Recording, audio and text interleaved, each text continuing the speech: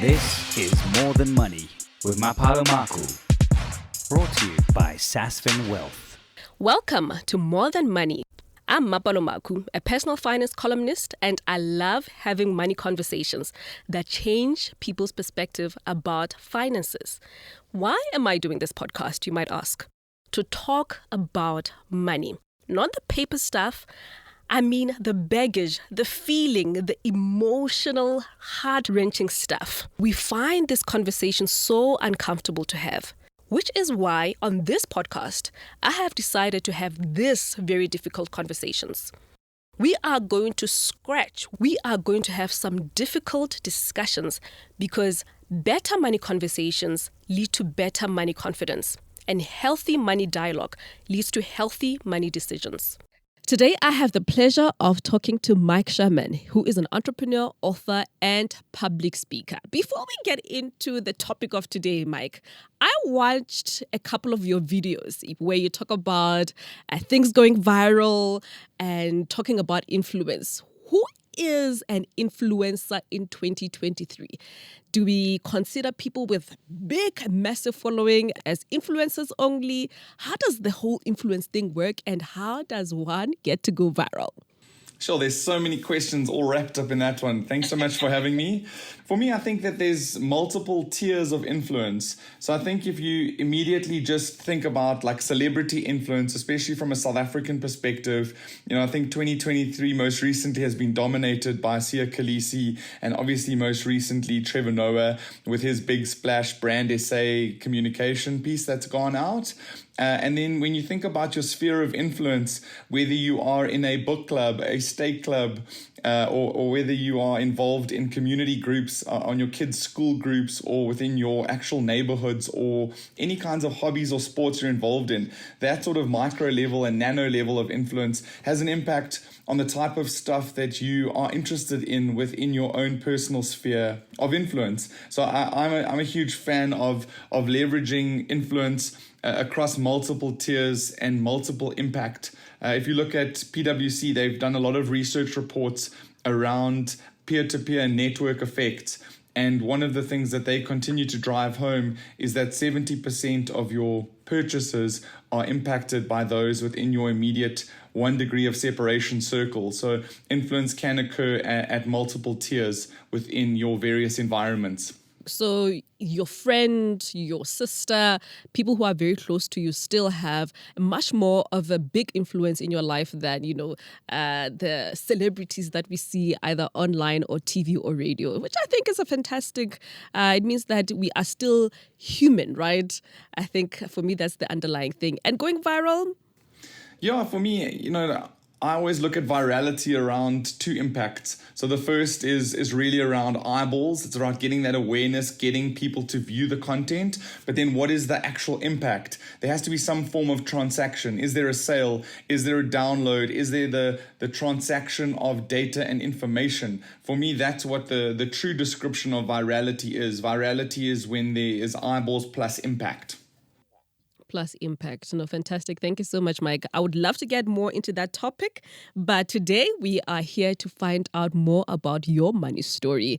So, Mike, I want to take you to your first memory or perception of money. When did you first realize that, money has an impact, that money is more than just something that you would ask your parents for money for? It actually has an impact in terms of how we live. I think back to those early days of getting my first savings account. I was really impressed by this colorful kiddies card that we had that was part of those Bob Tea days. And for me, I was the baby in the family, the laat lammetjie, as the Afrikaans would say. And I used to go with my mom to do groceries, and I used to spend a lot of time with her, almost like an only child because my sisters were out of the home already.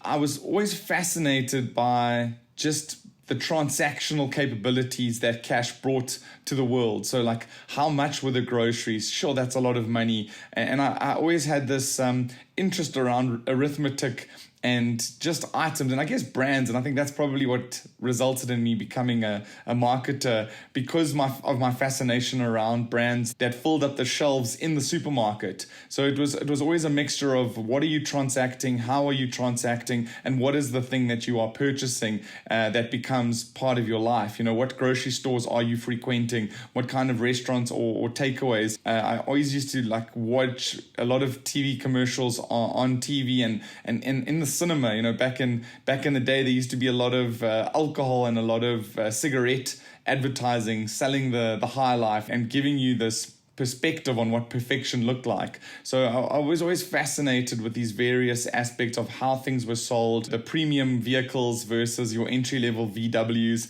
So I've always had a pretty critical eye in terms of what is being communicated and what level, tempered with a fair degree of cynicism. Was money communicated around the household, or was it just something that, okay, we go to the shops, we buy what we need, and perhaps from time to time you're told that, you know what, no, we can't afford that right now?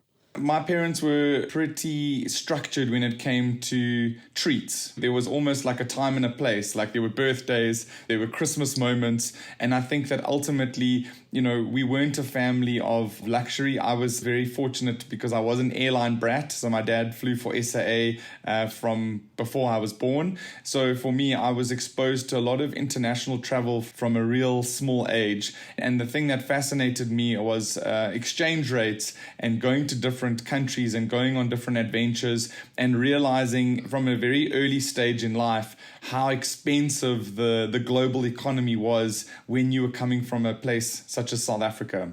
So now, Mike, we've spoken about your early life. I just want to hear about your early varsity days and how being independent and earning your own money, how was it important and why was it important for you? I was always very independent in terms of wanting to pay my own way, wanting to be able to be self-sufficient. Even during high school, trying to go and get those first waitering jobs as a 16-year-old. I didn't last very long. There was a specific steakhouse that I spent maybe 2 or 3 days at when I was saving up money for a swimming tour when I was in high school. But I always just loved the independence that money saving offered. I was very fortunate. I got to go to university, and my first car was my granny's 1960 something Ford Escort. So for me, independence was very much being able to have money for fuel so that I could drive the shaggin' wagon, as it was affectionately known, be able to go to social events, and to be able to have money for drinks and to impress girls. That was basically the modus operandi. I used to do promotion work. I used to spray fragrances outside of Edgar's, and I used to go and do telemarketing for a real estate company where there was commission-based upside. So for me, I learned very early on that, when there was results, there was return. And if you could get into a position where you could get commissions and upside for doing well, it almost incentivized you to work harder so that you could make more money. I used to work throughout my December, January holidays. I used to work for my aunt and uncle. They were both entrepreneurs. And I learned a lot in those early days around the hustle of really being able to invest and grow your own opportunities.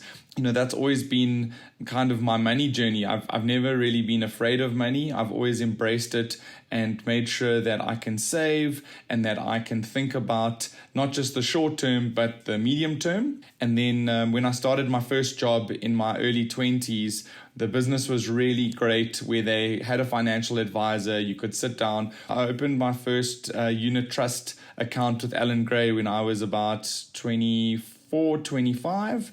And that, I've been kind of putting some form of debit order of my salary towards that Alan Gray account now for probably 16, 17 years plus. And it's just really proven that, if you have these little increments and you're hedging your bets and you're disciplined about putting something away and just forgetting about it, you get that statement every year when it's time to do your personal taxes and you're like, wow, this really has paid off, this little lump sum that continues to grow. What made you aware of financial literacy? Because there's two different things, right? earning money, making money, which clearly you were able to do. But what prompted you to start saving and investing and thinking about the future and not just living for the now at such a young age? I grew up and lived a pretty middle-class life. I went to a government school that kind of had extremes, especially at high school. It was a boys' school, King Edward VII school, and you had people from all walks of life. So you had people from lower income brackets, with Kes being in Yeovil, you kind of exposed to the haves and the have-nots. Even in your classes, you have kids that are coming from really wealthy backgrounds and some that come from really modest means.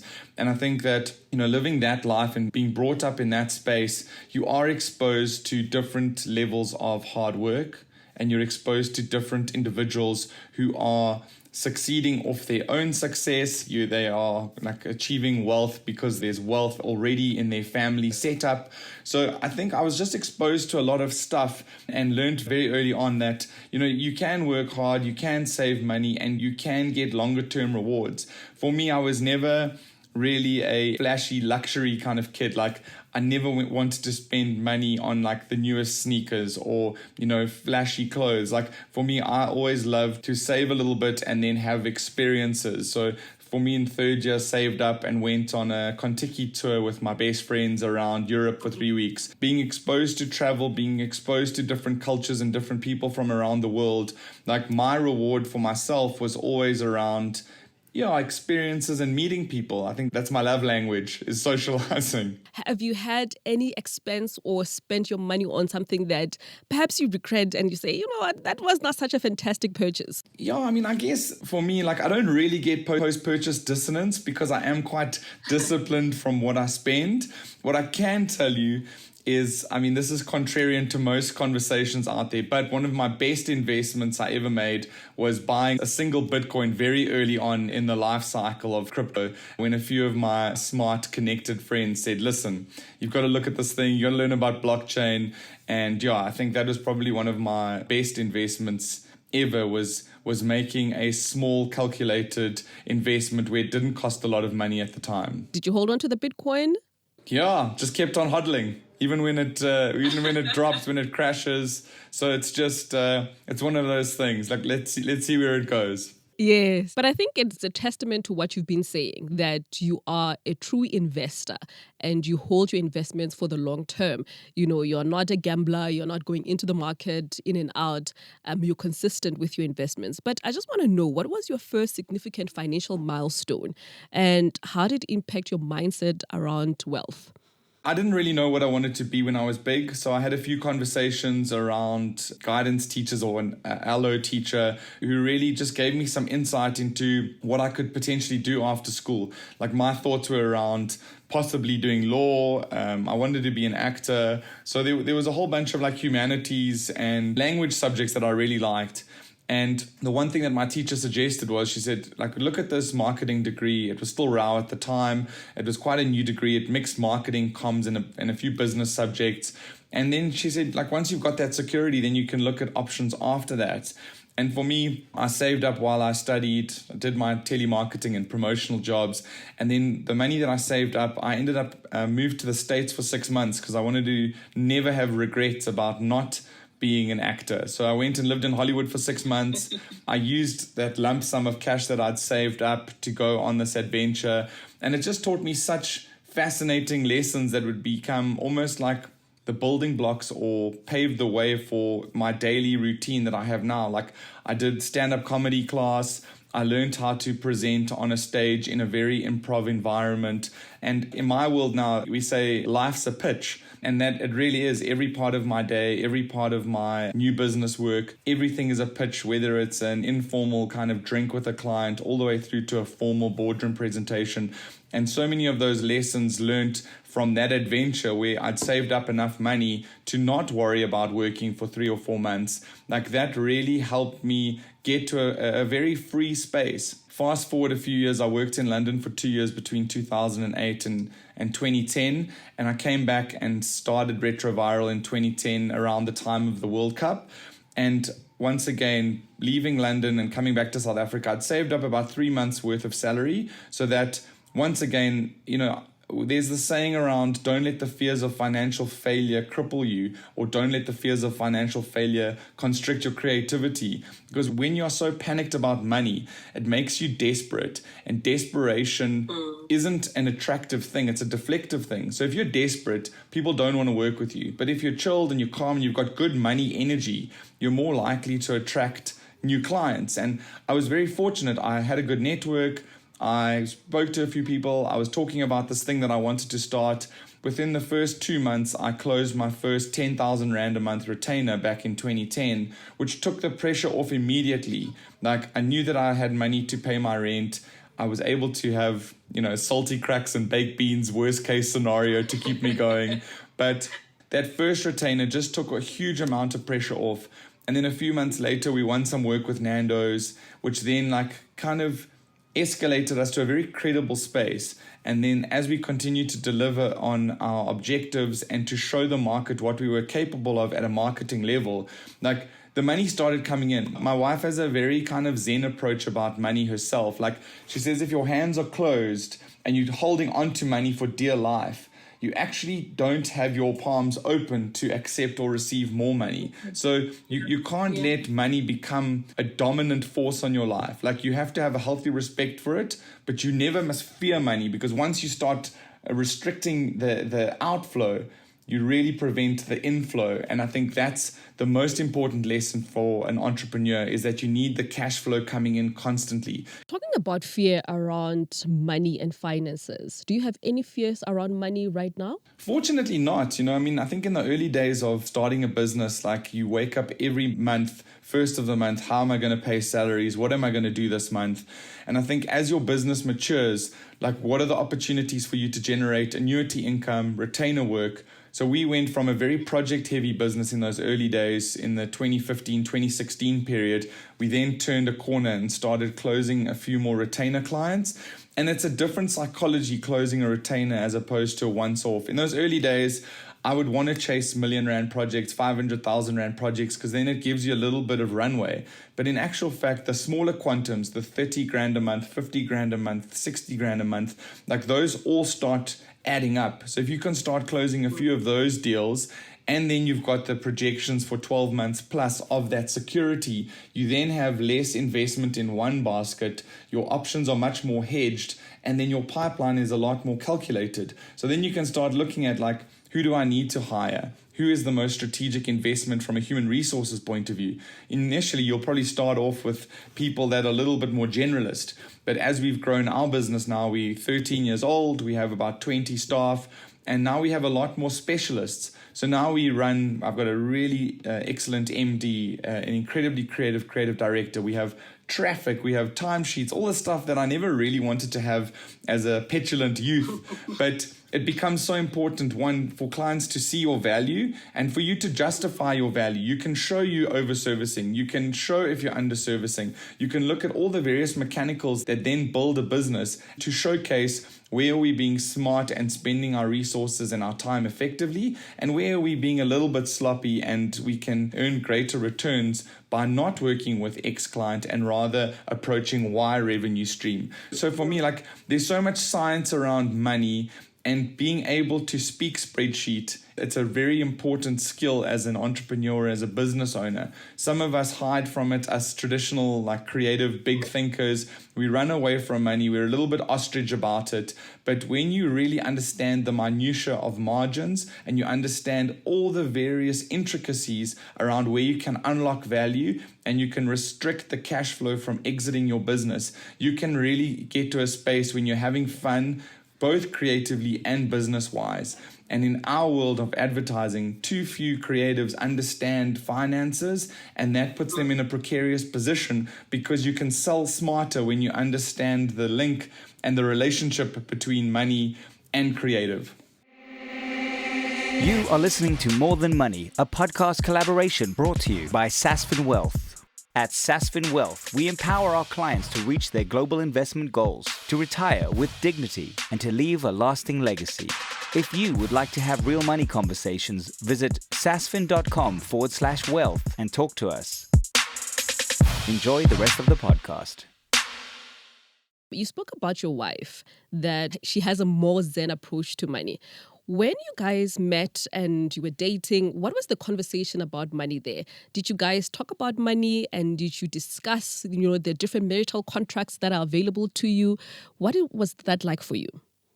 She also has a very interesting story. So her dad died when she was 6. So from a very early age, like her mom used to instill like lessons around money. So for her whole life, money has been not a taboo, but rather something you should speak about to prevent any awkwardness. And what I think is fascinating is, you with all of your work and financial column work that you've done in your own writing, you will have seen this, is that too many people, not just South Africans, but like on a global scale, partners don't talk enough about money. I look at my own family, I look at my sisters and their relationships.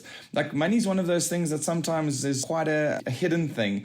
And it's the strangest thing because if you're working together as a team and as a partnership, life will actually be better if you have some kind of connected goals. Like we talk about everything from, do we have to worry about saving money for our girls' weddings when they are older? Do we have to think about tertiary education? Like what are the different milestones that we have to think about as parents to help our children and their future? And what does that look like working backwards? Like how much would we have to retire with? How much do we have to put away each month? So we're very goal orientated in terms of looking forward.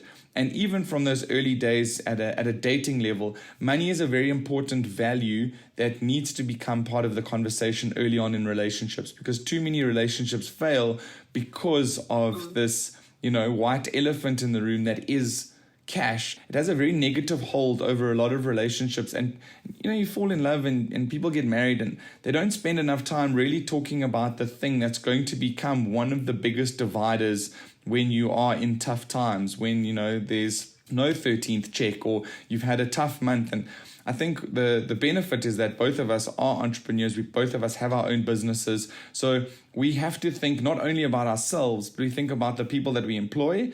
And then obviously with an environment like South Africa, the people that you employ are not just responsible for themselves. They're responsible for families, whether they live in rural areas or they live in urban areas. Like one South African, on average, I think you'll probably know the stat better than me, but I think they are responsible for about 5 or 6 other people. That's always the challenge, is like in this market in particular, like staff aren't being lazy by not putting money away or saving. They have so many other restrictions and challenges and family that they're worried about. When we set up our businesses, we're very cognizant around those challenges. So from my learnings as a 20-something-year-old has then informed the decisions on how we structure our packages for our staff. So we have enforced savings for them. We have enforced RAs.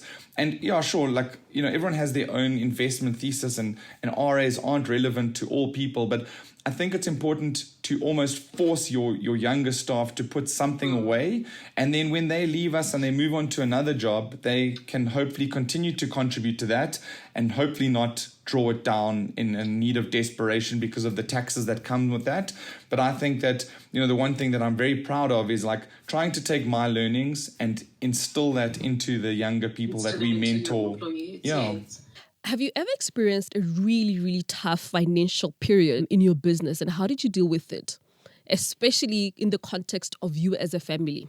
Yeah, I mean, the one thing that we've been really good at is like I've never not paid a staff member since I've started my business. So I've been very prudent in terms of making hires that I can actually afford and not just hiring people on a whim or on a prayer. So there have been times when I haven't taken a salary and made sure that all the staff are covered.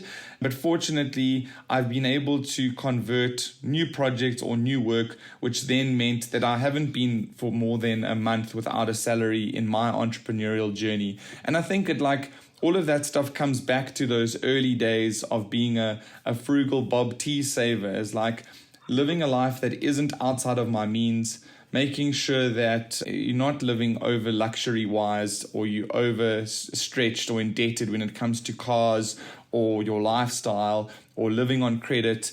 Like all of those things for me, I've been quite risk averse when it comes to that kind of approach to money. And yeah, I mean, there've been scary months where you're like, oh, how am I going to get to the end of the month? What are we going to close? But I'm a hustler at heart. and I'm an obsessive deal closer. So I always look ahead. What's the pipeline like? When are we going to run out of cash? I've got to get on the emails, get on the calls, slide into the DMs, get on my bike and just go and sell. And like I said, it's a lot of it is poker, not coming across as desperate.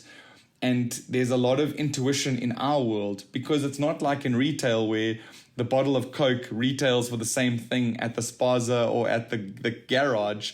Ultimately, an idea can be 100,000 Rand idea, or it can be R1 million idea, or it can be more.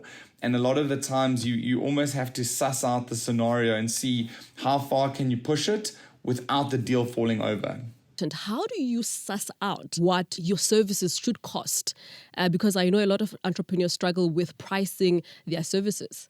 It's such a challenge. I mean, I had some exposure from having worked as an employee for a few years, both in South Africa at a PR agency and in London. So I had kind of like almost a benchmark of what mid-tier agencies were charging and what rates they were charging per different element of their employees and different positions.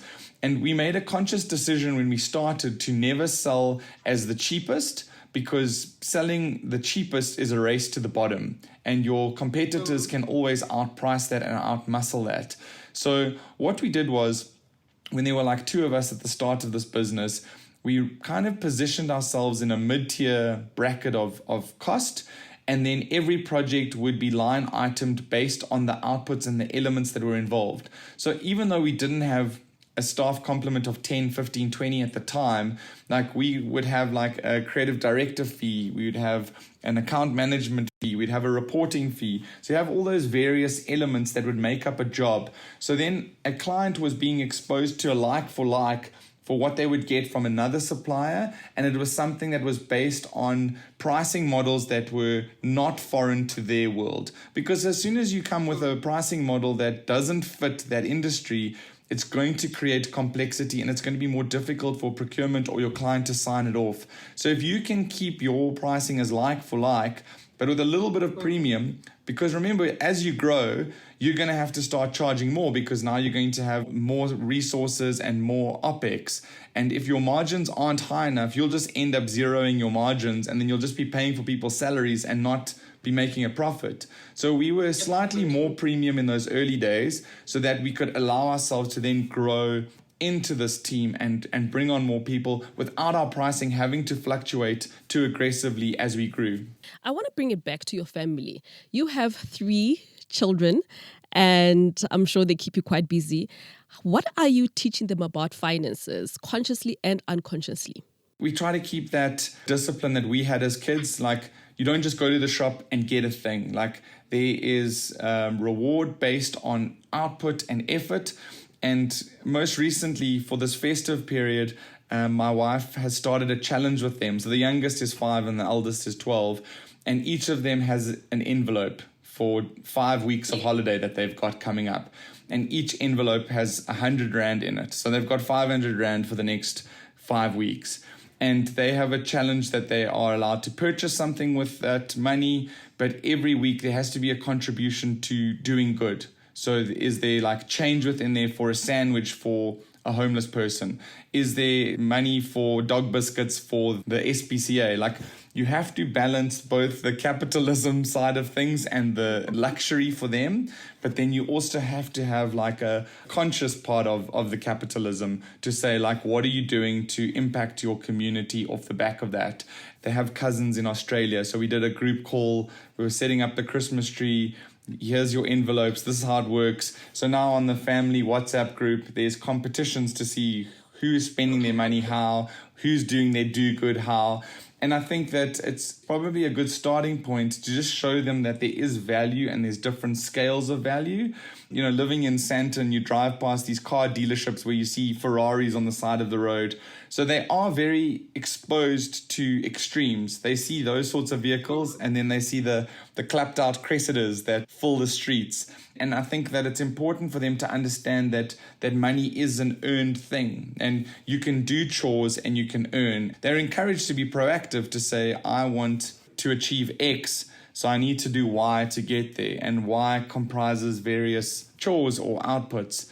So that's something that we are conscious of, not creating spoiled, bratty kids. What is the one piece of financial advice you have received that you would like to pass on to your children?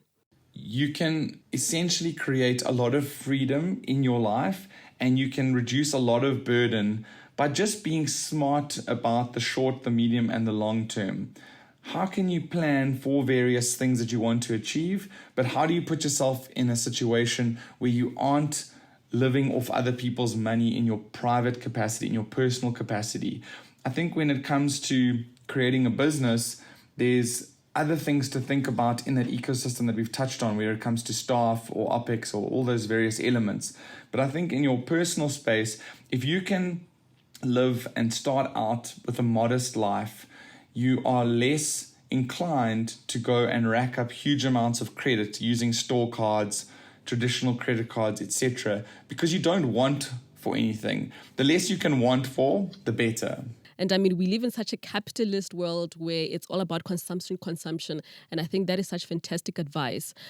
What would you say currently is the best thing that you have bought for yourself? I really love small business. And I think that for me, every kind of extra cent has gone into investment in small business or working on ancillary businesses that we've invested in or we've started. And those are generally in complementary worlds. So I have exposure to an influencer marketing business. I had an investment in a friend's production company until recently. And those things give me satisfaction twofold. One, it shows that you can support and help someone grow a business, which is something that our country needs. We need more small business development so that more businesses can create more jobs. That's the stuff that I'm passionate about. That's the stuff that I like getting my hands dirty with. Like, I'm a little bit detached from the stock market. So it's the one place that I don't really play in my active investment capacity. But when it comes to small business, I can look at balance sheets, I can look at the founders, I can sit down with them and I can say, these are very obvious issues that you have when I look at your books. And this is where you're spending too much on insurance, too much on your telephone bills, etc. You can see those things very quickly. And I think that's the importance of learning about basic accounting, is that you can look at a management account and it jumps out at you where they are overspending and where the taps are on too much by letting the cash flow out in the incorrect spaces. So that's something that I think is kind of my university of life, is having learnt finance that applies to small business and being able to have chats with other founders and mates in the industry or business partners or friends and debate those kinds of things around what are signals to look out for and what are concerns that you should potentially nip in the bud when you are still small. And that's why for us in our business, we review those costs annually. Like, have our insurance costs gone too high? Has rent starting to become a little bit exorbitant? Have we overspent on entertainment? Like, are we buying the staff too many drinks and snacks every week? Do we have to do less of that, more of that?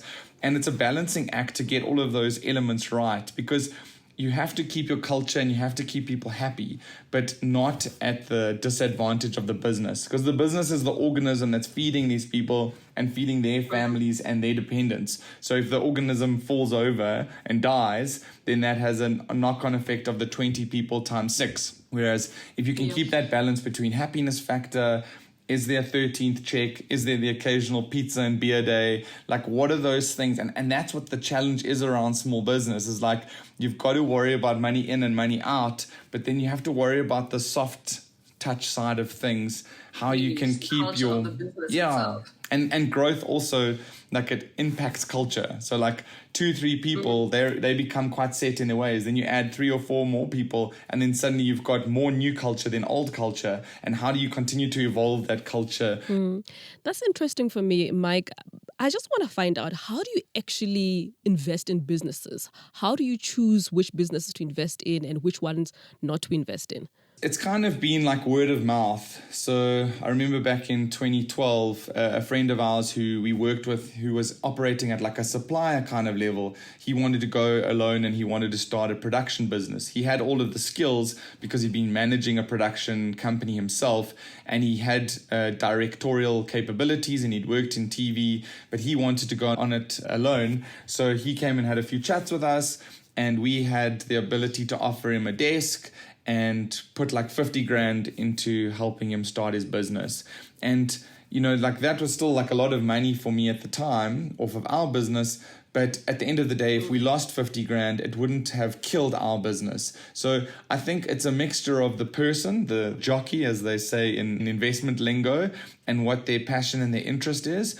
And for me, like, I'm not a huge business plan fan. Like, I don't really believe in business plans because I think the world moves at such a fast pace. So I'm not concerned about how you're going to spend the money. I'm concerned about who you are and what you're going to execute. So there's been instances like that. There's been times when we've had an idea that started out incubated in our agency, and then we've spun it out as a tech product, and then that obviously grew and attracted its own spend and its own P&L, and it ended up being able to grow its own staff and team.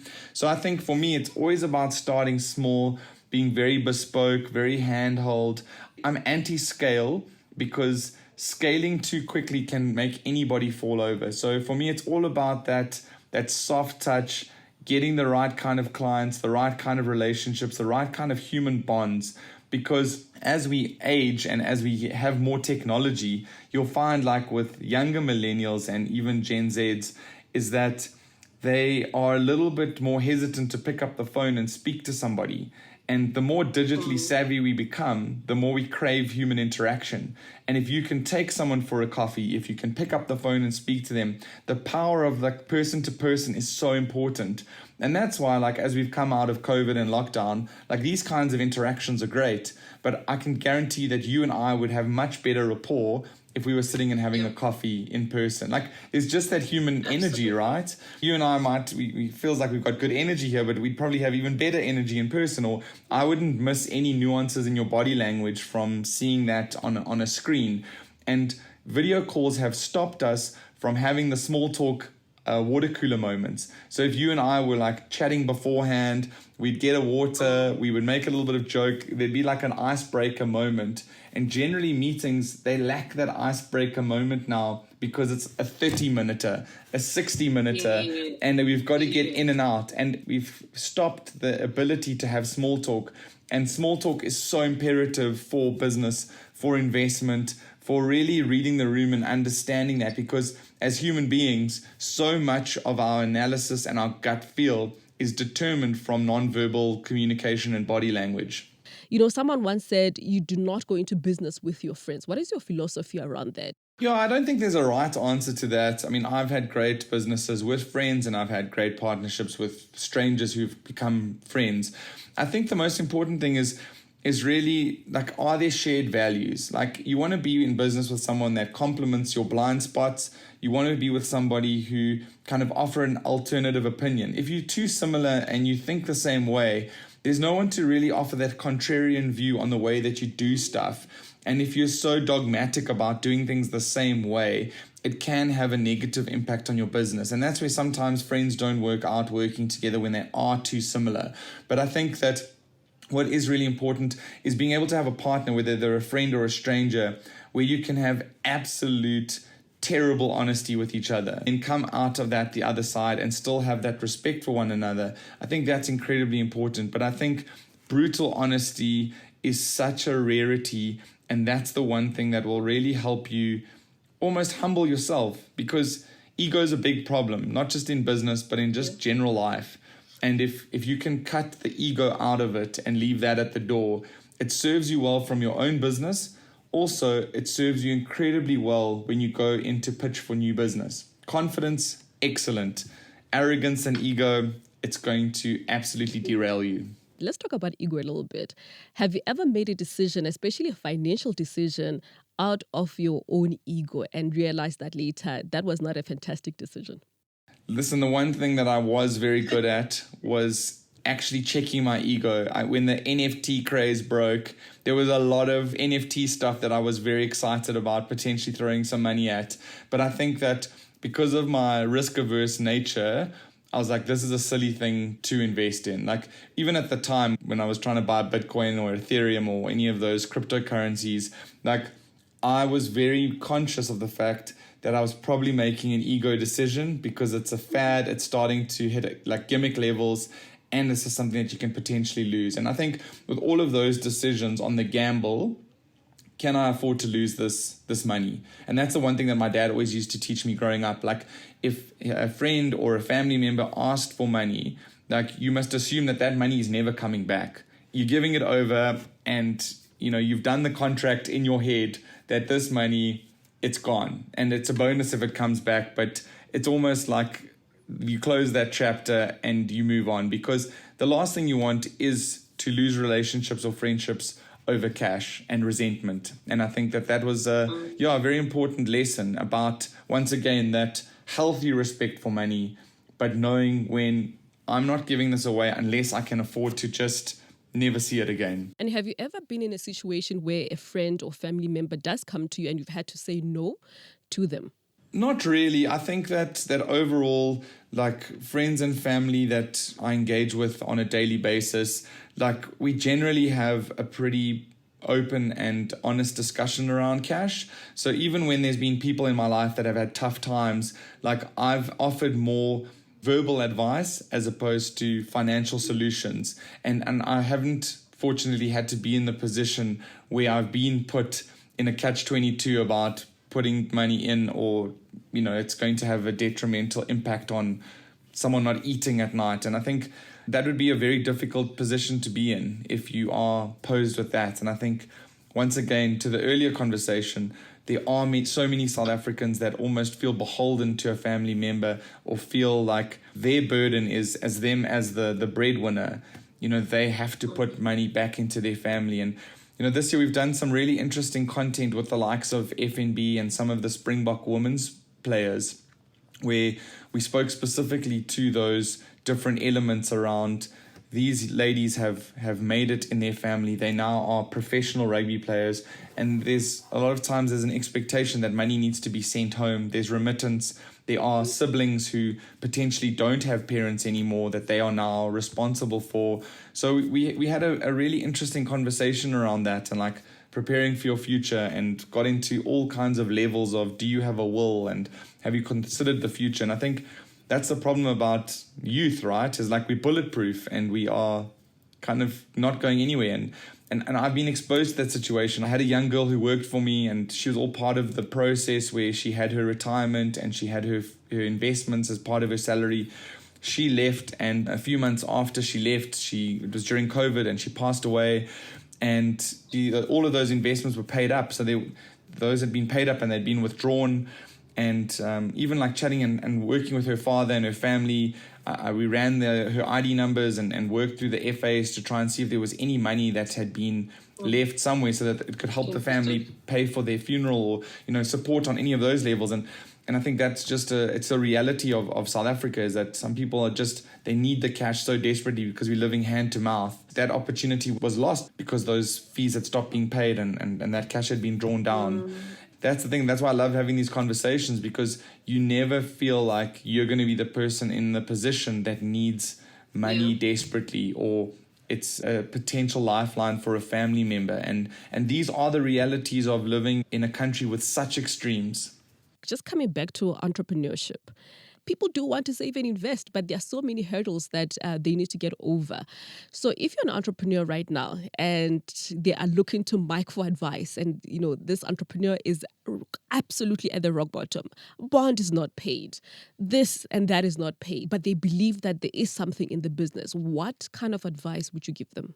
I have been very fortunate. I gave myself 3 months to make my business work, and I managed to close enough deals just to keep me floating and keep me moving.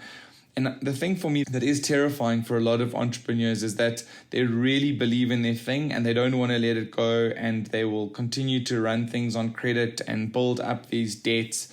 And I think that there almost comes a time where you have to be completely naked with yourself and be honest with yourself. Like, is this thing my thing, or do I need to go and get a job again, just to like almost keep the wolves at bay, settle the credit cards, get that steady income?